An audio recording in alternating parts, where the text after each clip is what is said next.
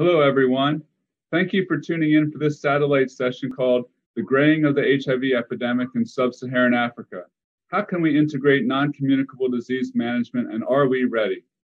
We conceived this session as a way to promote the discussion around a very important and increasingly urgent topic in the field, the aging of the population of people living with HIV.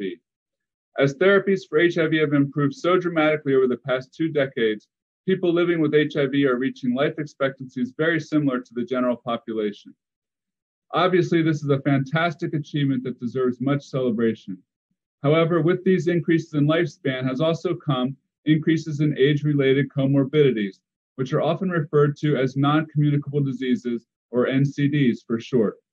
These NCDs are chronic diseases like diabetes, hypertension, cardiovascular disease, obesity, drug use and abuse, and cancer. Persons living with HIV have an increased risk for the development of many of these NCDs, and this risk stems from HIV itself, from the effects of antiretroviral therapy, and now also from increasing age. As the HIV epidemic in the US and Europe has matured, aging and the management of NCDs has begun to take center stage. Now, with the vast improvements in ART coverage in sub-Saharan Africa that have led to such phenomenal gains in life expectancy, we must begin to quickly prepare for what lies ahead. That is the aging of persons living with HIV and the so-called graying of the epidemic in sub-Saharan Africa. In this session today, we have a wonderful group of speakers for you. We will be exploring these issues from 3 different perspectives. First, from the community. Second, looking at opioid substitution therapy. And finally, we will discuss cancer care and prevention. Our first speaker is Wame Jallow. Ms. Jallow is currently the Director of Global Programs and Advocacy at International Treatment Prepardeness Coalition, ITPC, and is based in Botswana.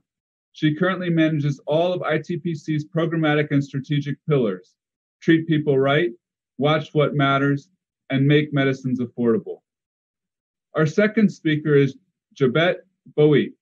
Dr. Boit is the Assistant Director of Medical Services and the current acting lead for the Medically Assisted Therapy Clinic located in Mathari National Teaching and Referral Hospital in Nairobi, Kenya. She is a pioneer of medically assisted therapy with Methadone for people who use drugs since the inception of this clinic in December 2014. She has trained and mentored many healthcare workers in this crucial service in Kenya. Our third speaker is Professor Richard Marlink. Dr. Marlink is currently the director of the Rutgers Global Health Institute.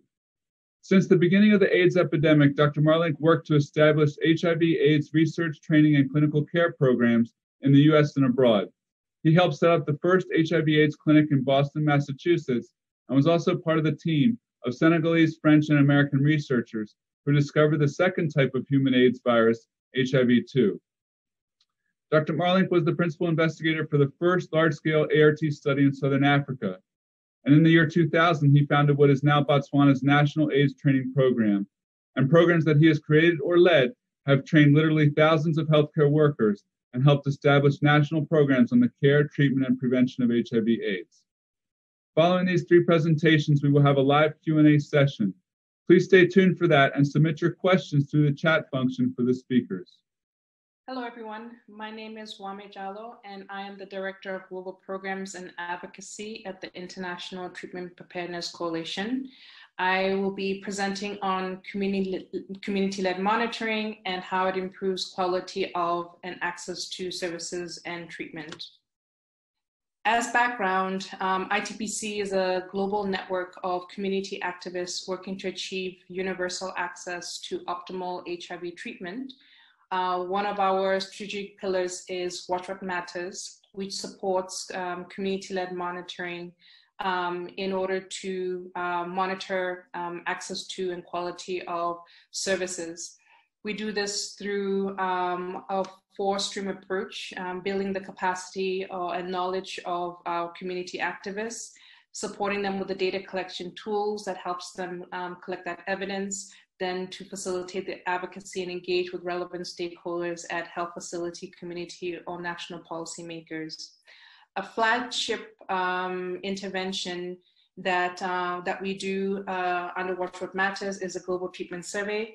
This is a routine global survey that we do every 2 years to really help to unpack what are the issues on treatment access, particularly looking at the access to and the quality of HIV services and care. The last survey that we did was in 2019 in 6 regions across 14 low and middle income countries.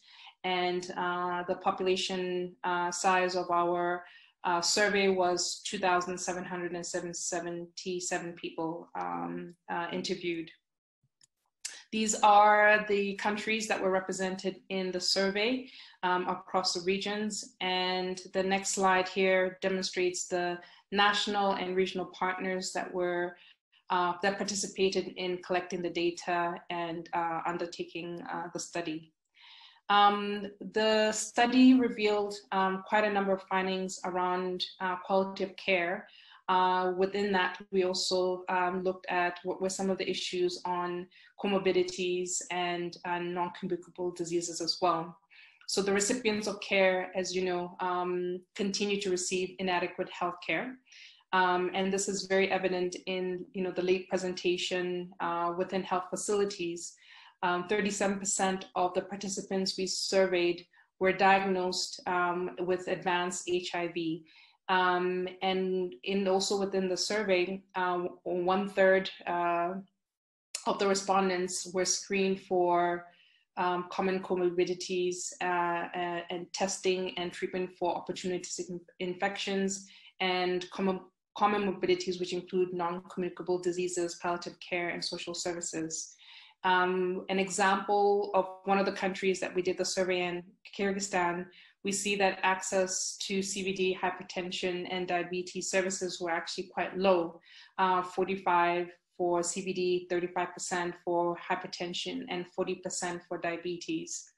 As ART has improved survival among people living with HIV, they begin to face a new threat, which is non-communicable diseases. Morbidity and mortality from non-communicable diseases such as heart disease, stroke, cancer, diabetes, renal and liver diseases, and mental health illnesses occur amongst people living with HIV, especially as they get older. And yet we know that successful management of HIV infection includes screening for and treatment of comorbidities and co-infections such as TB, viral hepatitis, and STI. So there is an opportunity for us to really look at, can services be integrated and how best can they support improving the quality of care amongst people living with HIV. Further unpacking some of the results, we see in this graph the sections in blue and beige highlight where lack of screening for any one of these comorbidities and non-communicable diseases did not take place. And this is really highlighting the lost opportunity or the missed opportunity in that.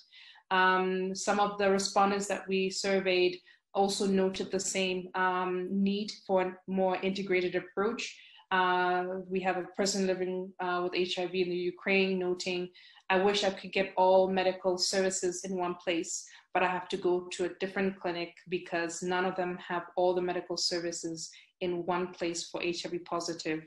I could also use a good psychologist. So it's really highlighting that as people come into the health facility, we don't lose them. There's an opportunity there to look at how we can integrate services and get more screening done.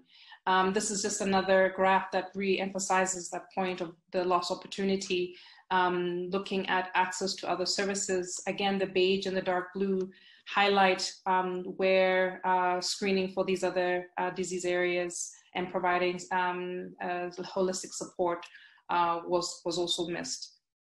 So when we look at barriers, especially in quality of care, it further unpacks and emphasizes the need for us to recognize that integration has many opportunities. In many ART sites, they currently do not have the capacity to diagnose and treat recipients of care for opportunistic infections. When people needed prophylaxis or treatment for opportunistic infection or common comorbidity, medicine was also not always available. In sub-Saharan Africa, some of the healthcare workers noted that there's a frequency and an increased consistency in drug stockouts, particularly for non-HIV, or non-ART medicine. But 26.1% of our respondents also reported that testing was unavailable in their healthcare site, and sometimes this forced them to then travel to the next healthcare facility, which there were many unknowns in that instance. One, whether there will be availability of medicine. Two, where stigma and discrimination of healthcare workers who were not involved in providing HIV care, they were often met with a lot of stigma as a result. And there was also a financial barrier and an out-of-pocket cost for having to travel elsewhere to then get the services, but also in the case of OIs, not all of the treatment around OIs was part of a free package of care for people living with HIV. User fees at the healthcare facility also acted as a barrier amongst 33% of our response in terms of accessing care. One of the partners we work with on the ground, T1 International, has been doing a lot of work around people living with HIV and diabetes, type 1 diabetes. And the next two slides just outline some of the challenges that they've seen through the implementation and advocacy work that they do. What little evidence is available suggests that people living with HIV, with both HIV and AIDS and type 1 diabetes, experience multiple interwoven barriers to accessing care.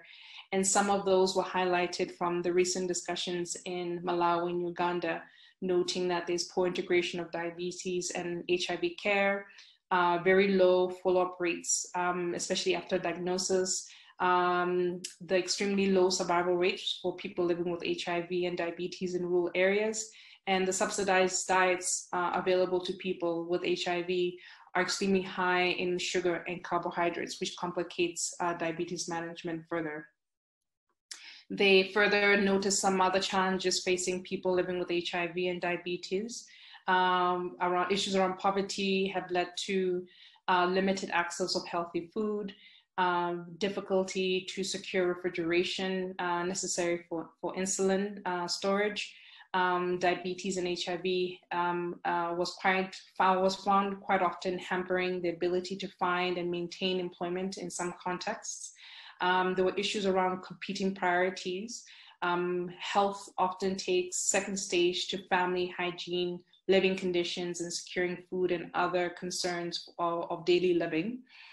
Within the healthcare system infrastructure, access to NCD care, especially diabetes, remains limited in contexts that have fairly good access to HIV care. And integration of HIV and diabetes remains the exception to the norm, even in high income settings. Issues of stigma present in both contexts, both in diabetes and in the context of HIV, also demonstrated a double burden on an individual who was living with both conditions. So considering all the findings and data from the surveys and the partners' work on the ground, there really is an opportunity around how integration of care can support and improve quality of care amongst people living with HIV. And here are just some few concluding remarks on where we can, where we need to increase our advocacy and support the improvement of quality of care amongst people living with HIV. One is ensuring that there's a comprehensive package of care that really fully includes screening and testing and treatment for comorbidities and NCDs as a whole. We need to reconsider how we can find new ways of tackling stigma, because it's still an obstacle to accessing any kind of service or even coming to healthcare facilities. Monitoring for and timely treatment of co-infections and NCDs amongst people living with HIV is a very important measure to improve their quality and length of life. We need to ensure that people living with HIV have ongoing access to current HIV information and NCD information as well. treatment education is the foundation of empowerment, and whether it's at an individual level, community level, it facilitates stronger adherence, it facilitates stronger cohesion in amongst people living with HIV and communities, and understanding what are the treatment access gaps in medicine or service provision that needs to be in place in order to support their adherence. We need to ensure that we institute community-led monitoring systems and mechanisms to help us monitor the performance of our healthcare service delivery, where there are gaps, where there are issues, and articulate the advocacy or the needs or the changes that need to take place as a result. We also need to think differently on how we reorganize service delivery, considering differentiated service delivery frameworks and how they could be used to engage community participation more in service delivery, but also find the recipients of care who are not coming to the health facility or lost to follow-up. I would like to take the opportunity to thank everyone who participated in the survey, and particularly people living with HIV, healthcare workers, and community activists, and to our funders as well who contributed to this work. Thank you very much for listening, and please feel free to share your thoughts and questions with us. Thank you. Greetings, everyone. Welcome to my presentation, this AIDS 2020 conference. The title of my presentation is The Integrated Model of Service Delivery for People Who Use Drugs at the Mathari Medically Assisted Therapy Clinic in Nairobi, Kenya. My name is Dr. Jebet Boit. The Mathari Methadone Clinic was the first medically assisted therapy clinic in Kenya, providing free integrated services for people who use drugs. We are located in Mathari National Teaching and Referral Hospital in Nairobi. We began operations on the 8th of December 2014. Our implementing partner is the University of Maryland in Baltimore. The cumulative enrollment as at the end of May 2020 stands at 1,208 clients. Now, the comprehensive or integrated harm reduction interventions that we provide for people who use drugs is a combination of interventions that are required to respond effectively to HIV amongst this key population. Now, it was found that health sector interventions yield the most benefit when they are available in combination and with an enabling environment.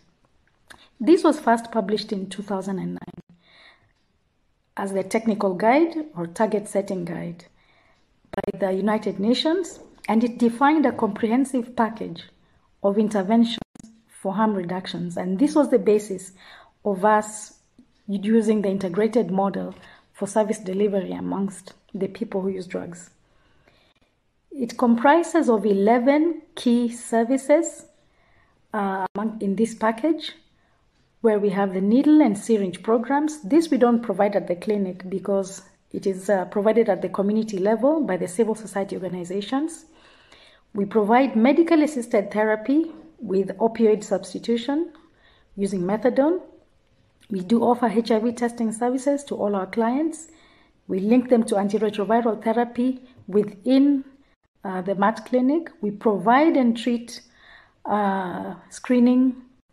We screen and we treat for sexually transmitted infections. We provide condoms for the injecting drug users and their sexual partners. We offer information, education, and communication for our clients and their sexual partners. We do offer vaccination for hepatitis B, screen for the same together with hepatitis C, and offer treatment for hepatitis C. We offer prevention and treatment services for tuberculosis. Community-based outreach, just like needle and syringe program, is offered at the community level by the civil society organizations. And lastly, we do offer overdose prevention and treatment within our clinic. I'd just like to highlight the key activities that we engage in providing integrated medical assisted therapy service delivery model. First of all, we have a multidisciplinary staff establishment, the psychosocial department, clinical department, pharmacy department, and so on and so forth. We have commodities and equipment needed to provide all these services that I have mentioned. The staff are trained and sensitized in all those clinical aspects in order to provide those services as per the national guidelines and the standard operating procedures that are set in the clinic.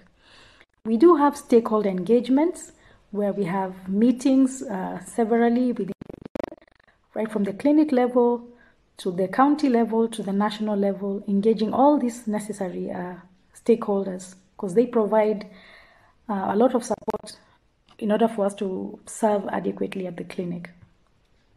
I'd just like to share with you a little bit of data from the clinic.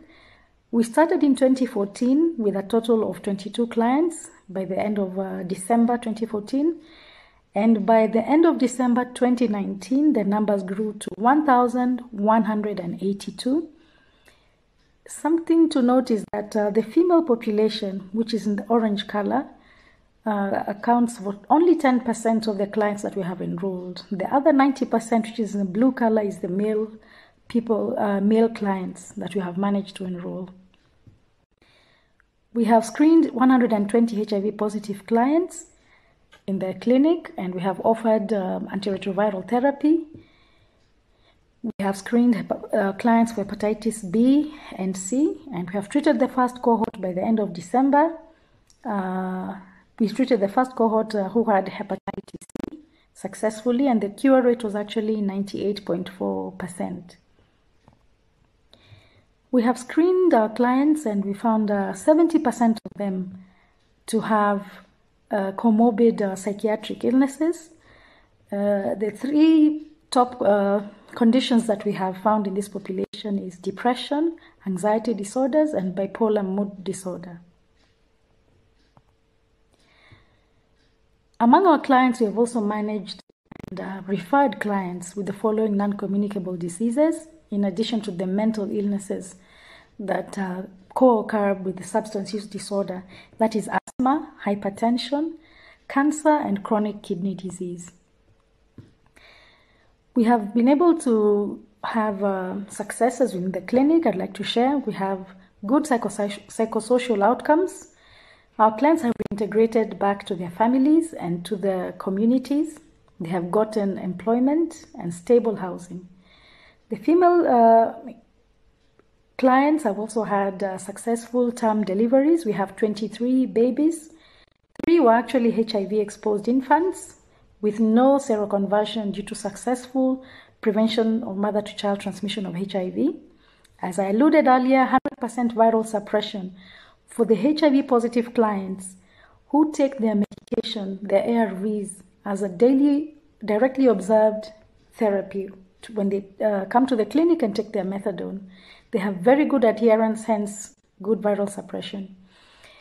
Hospital, prison, and police engagements have been successful, and they have ensured that we have continued service provision to our clients. In view of the good health and psychosocial outcomes, we have had Kenya opening 6 other MAT clinics, and we are able to serve a total of 6,000 Kenyans who are dependent on opioids, and they're able to access medically assisted therapy. And they also use the same model because it has worked and it has provided good outcome for this population as compared to the past when the services were disintegrated. Our journey has not been without challenges. We have client challenges in that they have to come to the clinic every day, which has cost implications. Some of them cannot afford services that we refer them for outside the clinic. Cross-addiction, especially to alcohol, has been noted. Our services are centralized. They have to come to the clinic every day. We don't have methadone take-home service. We have low uptake and retention of the female clients who have double risk within our society. And then we have inadequate staffing relative to the increasing patient numbers, and that has led to staff burnout. As I close, I'd like to acknowledge the clinic staff and the clients. We have the Kenya network of people who use drugs, who have been very supportive in embracing this new treatment. I would like to appreciate the Ministry of Health and its agencies in supporting and piloting this project in Kenya. CDC, the University of Maryland, and the civil society organizations that have supported us in this journey. Thank you and have a wonderful session. Hello, everyone at the AIDS 2020 International AIDS Conference. My name is Richard Marlink. I'm the director of the Rutgers Global Health Institute. It's an honor to be here with you in this virtual time. I think I've been at every International AIDS Conference since the beginning. That's how old I am, from Atlanta to Washington and then onward. But I'm honored to be here and on this panel today. My topic is going to be about cancer care and prevention in HIV care and prevention settings in Southern Africa. So to get started, I'd like to just remind us, so we don't think we need reminders, but cancer was really part of the definition that defined AIDS as a definition even before the HIV was discovered. And that was the AIDS defining cancers are listed here: Kaposi's aggressive B-cell non-Hodgkin's lymphoma. Invasive cervical cancer was added on later. And then there's really non-AIDS defining cancers, but they've all been shown to have an increase in people living with HIV. And in fact, I guess overall, there's an increase in cancer in people living with HIV as people are living longer also. And on the right-hand side, I think we've listed some of the areas that for cancer in people living with HIV that perhaps causes that increase. Certainly there's the immune dysregulation of HIV itself, especially not on treatment where you have low CD4 counts, chronic immune activation and T-cell exhaustion. The co-infection with oncogenic viruses, many of which are associated with the cancers on the left of this screen, EBV, HSHV for Kaposi's, HPV for obviously cervical cancer increase, but perhaps the oropharyngeal and head and neck cancers and anal cancers. HBV and HCV, the hepatitis cancers, also as oncogenic viruses are allowed to do their damage, I guess, in a situation when someone's living with HIV also. Smoking is increased with people living with HIV, and perhaps its bad effects are. And as we said, aging and the immune senescence that may happen and have a propensity to cancer overall as we get older may actually be amplified in people living with HIV. What we're going to really be talking about and thinking about is the outcome disparities, is that the access to cancer care and prevention is not the same in African or developing country settings. And that goes for the presentation of cancer is at a later stage. Usually the treatment is many times inadequate, the supportive care, the multidisciplinary care that's needed, and the health system overall, the coordinations that's needed for on-time and safe and well prescribed cancer treatment involves really a multidisciplinary support and team to approach. And that's harder in developing country health systems, but not impossible, because HIV has shown us that team and chronic care and team care is possible no matter where you are in the world with HIV care, treatment, and prevention. So this is just really the maps of Africa showing the double burden of HIV and cancer. We know the prevalence of HIV is head and shoulders above the rest of cancer in Southern Africa. And we see Botswana, where we're working right in the middle of that dark blue in the Southern Africa, but throughout Southern Africa, really the prevalence of HIV is dramatically higher than the rest of the world. And the prevalence of cancers and the common cancers that are very treatable and or preventable, breast, cervix, prostate, are very common in a sub-Saharan African setting. So we're focused on Botswana as in our terms of our partnership with the government of Botswana, from the Office of the President to the Ministry of Health and Wellness, the University of Botswana.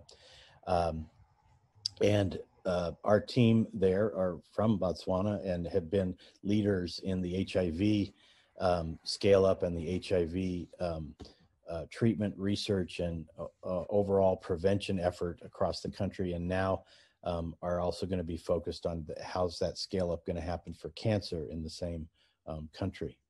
You don't have to get up into all these numbers. I apologize. What I really wanted to show at the bottom right was that regardless of the year, we have the year 2010, 2015, 2018, but on the right-hand column, we can see at the far bottom, Botswana overall has, in the general population of adults, young to old, about over a 20% prevalence for HIV, and that's 370,000 people out of about a little over 2 million that are living with HIV. Obviously, that's a very high prevalence, but what they've been able to do, as we're all aware, they've been very successful and one of the first to reach the 90-90-90 targets in the world, not just in Africa. And of those 370,000, 91% are aware of their HIV status. Of those, 92% are on antiretroviral treatment throughout the country. It's offered in every clinic throughout the country, every public clinic. And of those, more than 95% are successfully virally suppressed. So that success story of that chronic treatment and availability is what we want to make happen also for cancer. The burden of cancer in Botswana, you don't have to read the numbers here. Really, I wanted to show the lists on the lower right. The burden for males, females, or both sexes with Kaposi sarcoma, obviously with the high HIV prevalence, but really the other treatable or preventable cancers, cervix and breast for women, esophagus, head and neck, but really prostate for men, both treatable and or preventable. And so overall, the cancer burden is waiting to be addressed, as it were, in Botswana and in Southern African countries. The barriers to doing that are both individual and systematic. The individual barriers are related to socioeconomic status and transportation, perhaps cultural beliefs, but the really lack of cancer care and prevention awareness, similar to the early days of HIV, the fear and stigma around HIV was able to be addressed when both campaigns to educate were scaled up and when treatment was scaled up. And so we see that happening in the near future with cancer care and prevention, both its stigma and its the fear of people wanting to get diagnosed because one, either there's nothing to do about it, or it has such a stigma attached to it that people don't go until don't go for diagnosis until very late. The systems that fail us are the healthcare system, which are listed here. Many times it's the workings of the system, not the lack of, the medications may be in the country, but they're not in the right place, the right time, or they may run out. There's the big area of inadequately trained healthcare personnel. Again, everyone gets trained to do everything. There's not enough healthcare personnel, but we can do cancer training, and people can take care of cancer patients. They don't have to be a specialist. They don't have to be an oncologist or a radiation therapist. All people can take care of cancer patients across their spectrum of care. So this is what needs to be scaled up throughout the country, and along with other infrastructure situations like transportation, telemedicine, telehealth situations in a country that's very spread out, but does have access to the internet and telemedicine and cellular systems that work. So the good news is, I guess, with antiretroviral coverage being so great in Botswana, Scott Dryden-Peterson, a researcher, physician associated with Harvard and MGH and at the Botswana-Harvard partnership, and his colleagues showed some time ago that with the increased antiretroviral coverage, the cancer, the age-adjusted cancer rates have gone down from 2004 to 2008 for males and females, but this is mainly a decrease in Kaposi sarcoma from that list I showed you earlier. So there is still a huge problem for cancers that are not the classic HIV-related cancers, but are perhaps increased in an HIV setting, and that would include cervical, breast, prostate, head and neck, as I said. So there is good news with the coverage, but it's not taking care of the cancer problem overall. So I wanted to jump to, and perhaps it's better for Addie Mopani to jump in here.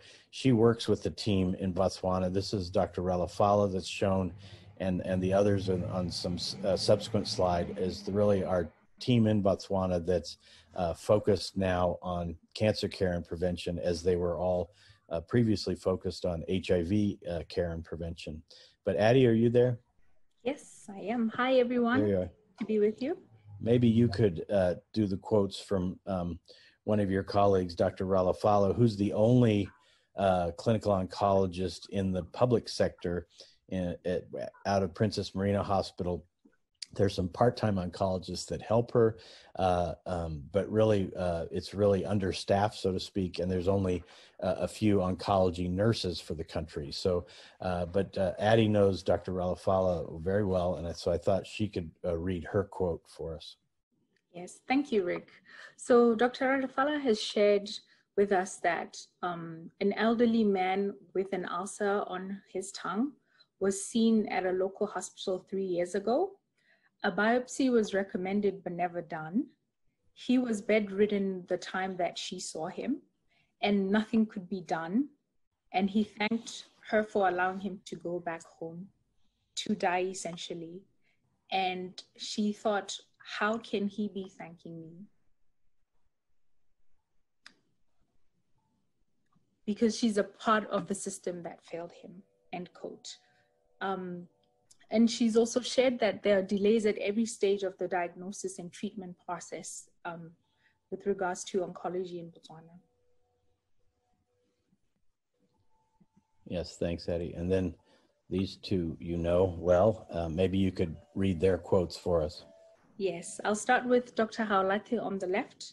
And her quote is that, I've had many patients tell me they would rather have HIV than cancer, end quote. And another colleague, Dr. Lebilonyani, who's also on the ground, says, HIV is still a major problem, but now cancer is a death sentence, and it affects every family, end quote. Thank you, Addie. So some of the benefits or people that are doing something about cancer, there are partners in Botswana, the University of Pennsylvania, Harvard University, University of Maryland, others, NGOs, both in Botswana and international NGOs, and Rutgers University. But Harvard and the Botswana-Harvard partnership has been doing these tumor boards, virtual tumor boards, for several years now. And the Botsogo is the Setswana word for health. And they are available at this website. They've done over 80 different joint tumor boards with the oncology clinicians and people in Botswana that treat oncology patients, whether they're an oncologist or not. And this is a joint tumor board that I would urge people they could take advantage of, and they're available online, and also future ones are free to be involved with through Botsoho, which is a great program. And this is just one of their case examples from the online version, again listed at the bottom. And our own efforts with the other partners in Botswana, Rutgers Global Health Institute conducted a national cancer care and prevention workshop with the Ministry of Health and Wellness and the University of Botswana. And as I said, the other partners in Botswana, both local and international partners, to really try to map out what this national, what are the needs for a national scale up of cancer care and prevention. How could we do that like the country has done for HIV? And so this is a report of that workshop that's available online on our website at Rutgers Global Health Institute, or I can send it to you if you shoot me an email.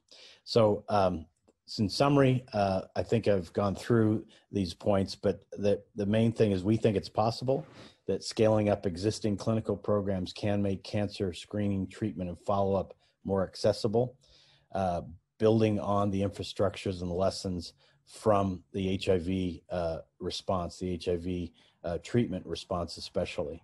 And so the lessons learned there also is that integrated care and care, treatment, and prevention has to happen within the existing healthcare system, not a parallel system. So that's the same for oncology care and prevention.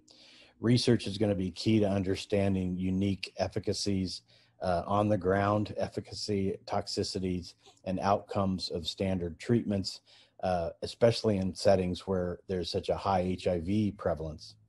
And lastly, really the rubber meets the road is if we can get multidisciplinary teams trained to expand treatment beyond the capitals, as we did for HIV, into every clinic, be familiar and not afraid to treat cancer patients, and or seek out referral or advice when needed, but keep the patient close to home and keep the patient close to the clinician.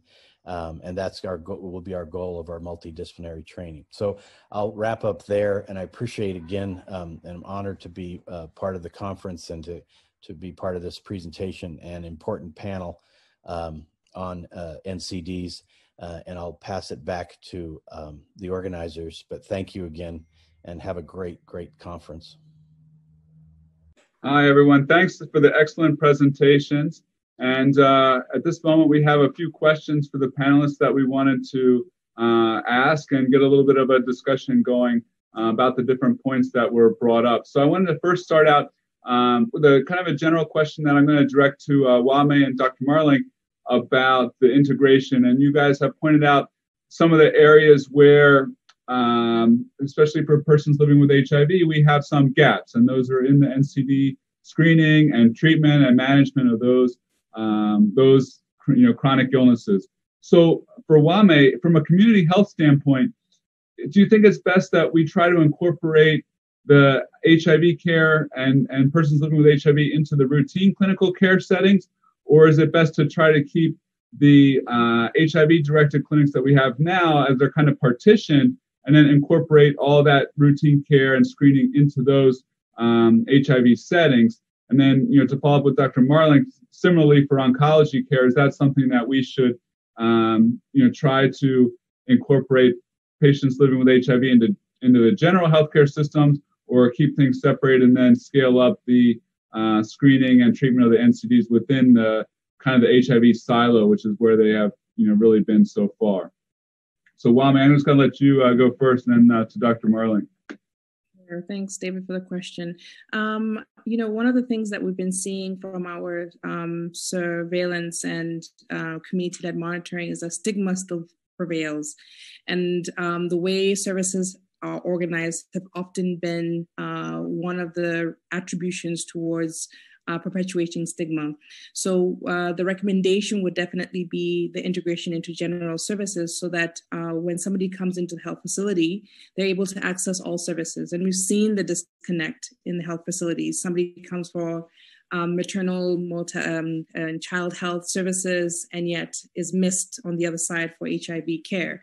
So there really is an opportunity to integrate, looking at it from a general health service perspective, and making sure that we have monitoring mechanisms, M&E systems, that are able for us to track a recipient of care as they enter the health facility for all the needs that they have. So there's a lot that needs to be improved at a health facility level in that regard as well. Thanks. And Dr. Marlink, any follow-up on that? Yeah, thanks, David. And I couldn't agree more with Wame. For cancer care and cancer prevention, both, it needs to be integrated into the existing health system. Be it in someone living with HIV or someone not living with HIV. But we need to learn the lessons from our HIV care and treatment and prevention scale up, that's really the way it's going to work, not as an exceptionalism or as a separate setting. And so, in Botswana and many other places, every clinic essentially is trained and able and part of the ART scale up and ART availability. And that normalization, I think, will be the same thing that needs to happen with cancer care and prevention. Now, granted, there is very specialized treatments, such as, let's say, radiation therapy or chemotherapy that needs inpatient observation, those sorts of things that people would be referred to more of a center. But we can't have cancer care and prevention be something that says, that patient has cancer. I'm as a clinician, I don't know how to deal with it, or I'm going to be afraid of dealing with it because I'm not the cancer specialist. Let's just refer all patients to the cancer specialist. And that's not going to work, just like it didn't work with HIV. Yes, you can have HIV specialists, but really everyone becomes familiar in the healthcare system with treating and caring for HIV and its outcomes. So that's going to need to be the same way for cancer care, especially on prevention, early diagnosis, and the routine care, and for the emergencies, cancer emergencies, which there's a handful, but people can learn them. You don't need to be a cancer specialist to be able to know what to do in an emergency related to chemotherapy or related to cancer. So I guess I'm a long-winded way of agreeing with what Wame said about integration and sort of normalization of cancer care and treatment, just like we've tried to do with HIV. Great. Yeah, thank you. I think the integration really seems to be the key to moving these things forward, especially with NCDs being so prevalent. I had a question for Dr. Boit about, I think everyone wants to know, you have a very intensive service where people are coming, from a daily basis. And the big question on everyone's mind, and maybe you started to see this a little bit, about the impact of COVID-19 on that type of service. And I think maybe we can learn some lessons from the COVID-19 epidemic and how that has affected your intensive management of methadone and medical assistance. And, what strategies do we have that we can take from that to the other long-term care of patients living with HIV for other types of, more intensively managed diseases like diabetes and different cancers? Thank you, David. The clinic has been a success, but the COVID-19 pandemic came and, threw a spanner in the works. And now we had to deal with something new. And it actually made us rethink, our services are so centralized. What happens when people have to be quarantined? What happens to our clients when they have to be isolated? And they're heavily dependent on our clinic. And going forward, we are thinking about, decentralization, breaking away from what we have done a good job integrating, but we have centralized our services. So COVID-19 has taught us lessons, and we have taken from that, in that just like what Marlink said, integration also, but with normalization, and not just lump all our services within the medical assisted therapy. So what we have done is have links with the hospitals where clients may be admitted, and tell them, hey, we can teach you guys how to administer this methadone. You guys have the same background of training, the clinicians, the pharmacists. Just normalize it and provide these services where the client comes. If it's COVID-19, previously, let me just say, we had a hands-off approach. This is a client who takes methadone from Mathari. So you guys come and sort this problem out. But we've been able to learn from COVID-19 that we can normalize it and serve the client where they are, and not increase stigma, as Wame said, where when we, seclude our services, we actually add on to the stigma. So I hope I've been able to answer your question, David. Yeah, thanks. And I think, all of you guys in your answers mentioned stigma as being an ongoing problem that we're having. So I think carefully considering the best approach for that management is really important. And, kind of normalizing HIV within a different context and integrating things, I think, is a really important step forward. Wame, I want to come back to you and ask about what can the community do, and the community type involvement do, as far as helping to monitor the NCD situation? Like, what can we do from a announcement and getting the word out, and community health workers? What can we do from the community standpoint for getting these NCDs, kind of closing these gaps? Right. There isn't enough data from the community perspective about the situation on the ground, or how we measure quality of service. And this is really an opportunity now to involve communities to collect that data. I mean, ITPC has been involved in several approaches. One of our flagship is the Community Treatment Observatory. The other one is a Global Treatment Survey, where you empower communities to collect data that speaks to what are the challenges, the gaps, the quality issues that we're seeing in health facility level, the access issues. And this allows for us to then refine our services, right? If you're trying to appeal to the user, you need to understand what the needs are. You need to understand where the gaps are. You need to understand the treatment access barriers. And only communities, honestly, can really be a force behind collecting that data. So that's one opportunity. And that would also help in co-creation of solutions at health facility level to improve services. That will help in co-creation of solutions at national level policies that enable services to be rendered in a certain way that's more enabling for communities. But the other side of it is service delivery.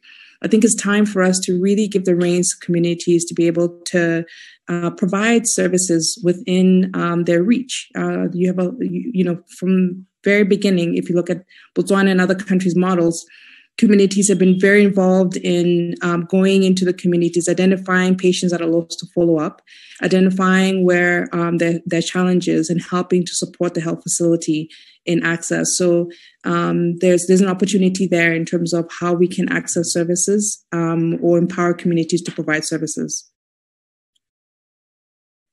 Thank you. So I want to apologize, and we had a little bit of trouble with the chat function. If anyone out there has been trying to submit questions, we have just 2 or 3 minutes left. I want to finish up with one final question for Dr. Marlink, as far as how can the lessons we've learned in the last 20 plus years in scaling up ARV care, what can we take from that to scale up cancer care and treatment in sub-Saharan Africa? Because that definitely has become a more pressing concern and challenge.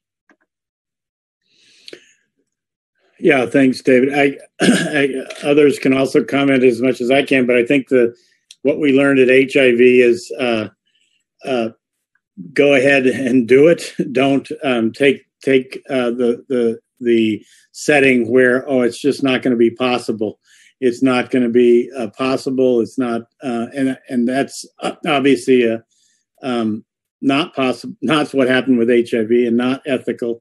and find bold partners to go ahead and scale up cancer care and prevention, scaling up diabetes, scaling up cardiovascular disease treatment. Find the bold partners, demonstrate that it can be done, and then take that as a model to show the rest of the world that it's possible. So it's really unethical not to do it. And then we can find those innovative financing mechanisms that HIV found or created, the Global Fund, PEPFAR, other ways for partners to come in and be part of the solution in an innovative financing mechanisms. But we've got to do those first steps to just say it's going to be possible. Let's go ahead and do it. Let's demonstrate it with the bold partners that we can find and come together. And so countries like Botswana, but others have also been bold in their HIV approaches. And they're starting to now be bold in treating the whole patient and the other problems that are coming with those of us that are graying, the graying of this epidemic, but those of us that we all get old and we're all going to have other problems. It may be worse, though, if you're living with HIV, and those problems may be coming sooner or more intensive. So we do have to plan for this now and be bold and show that it can happen. Yeah, with that, thanks so much. That's a great answer. I think being bold is really the key in moving forward. So thanks, everyone, for your attention. Thank you for the excellent presentations. And keep this issue in the top of your mind as we move forward. Be bold as we move into the next phase of the HIV epidemic and focus on these long-term diseases. Thanks very much. Thank you. Thanks, David. Thank you. Thank you.